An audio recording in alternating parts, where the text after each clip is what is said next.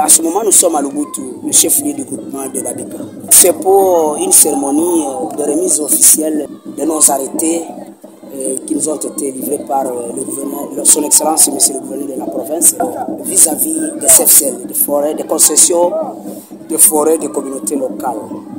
Si la communauté Assimia a adhéré à la philosophie de la création des concessions de forêts de communautés locales, c'était par rapport à la protection de l'environnement. C'est-à-dire, après plusieurs sensibilisations, nous avons fini par comprendre que la protection de l'environnement s'avère un élément très indispensable dans la vie de l'homme.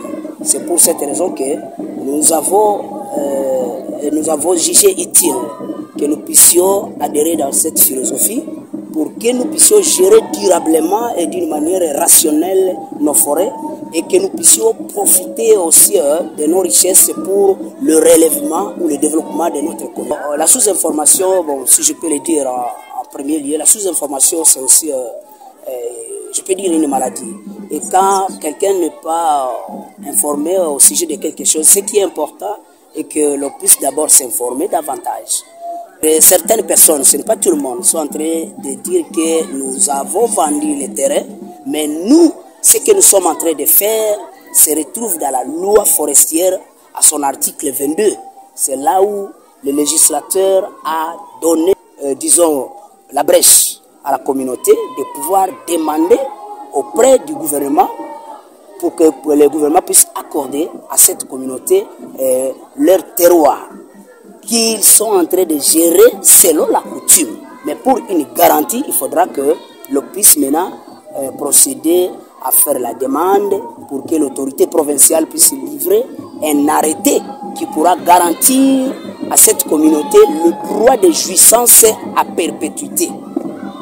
C'est à cette raison que nous nous sommes vus que c'est très important qu'on puisse adhérer à cette philosophie. Mais il n'y a pas de vente de terre, mais plutôt nous garantissons cette terre pour notre progéniture.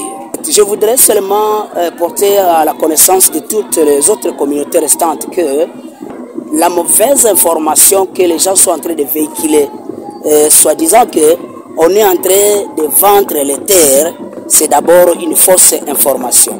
C'est pourquoi j'en appelle à la conscience de toutes les autres communautés que pour la garantie de nos terres ancestrales, il faudra que nous puissions tous adhérer à la philosophie de la foresterie communautaire pour que ces forêts, ces différentes forêts doivent aussi contribuer pour le développement de nos entités respectives et aussi à la gestion commune, à la cohésion sociale et à l'exploitation rationnelle et durable de nos forêts.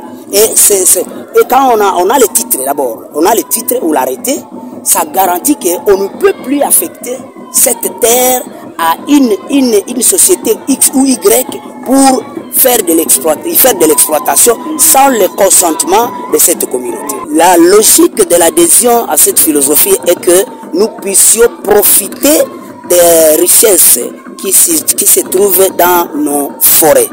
Et nous, justement, l'obtention du titre, c'est une chose. Mais la mise en application de ce qu'on recommande pour que ces forêts puissent aussi contribuer au développement de nos communautés, c'est une deuxième chose. Mais notre souhait est que nous ne puissions pas nous arrêter seulement à l'obtention du titre et nous les garder dans nos matras. Mais l'essentiel est qu'après l'obtention du titre, nous devons mettre en application toutes les recommandations et toutes les formations que nous avons déjà reçues pour que nos forêts puissent contribuer au désenclavement de nos milieux respectifs, de nos entités différentes. C'est pourquoi nous sommes appelés, nous, les différentes communautés que nous avons déjà adhéré à cette philosophie, de pouvoir continuer à recevoir des capacitations et que nous mettons en application ou en pratique tout ce qu'on peut nous donner comme orientation. Parce que si on peut avoir ces forêts et qu'il n'y a pas de profit que la communauté en a profité, sinon ça sera une lettre morte. Donc on n'aura rien fait. Donc il y a maintenant une étape qui est cruciale. C'est l'exploitation de ces forêts conformément aux lois et la gestion durable de ces forêts, conformément aux lois. Ces forêts doivent contribuer maintenant au relèvement de la vie socio-économique de nos communautés.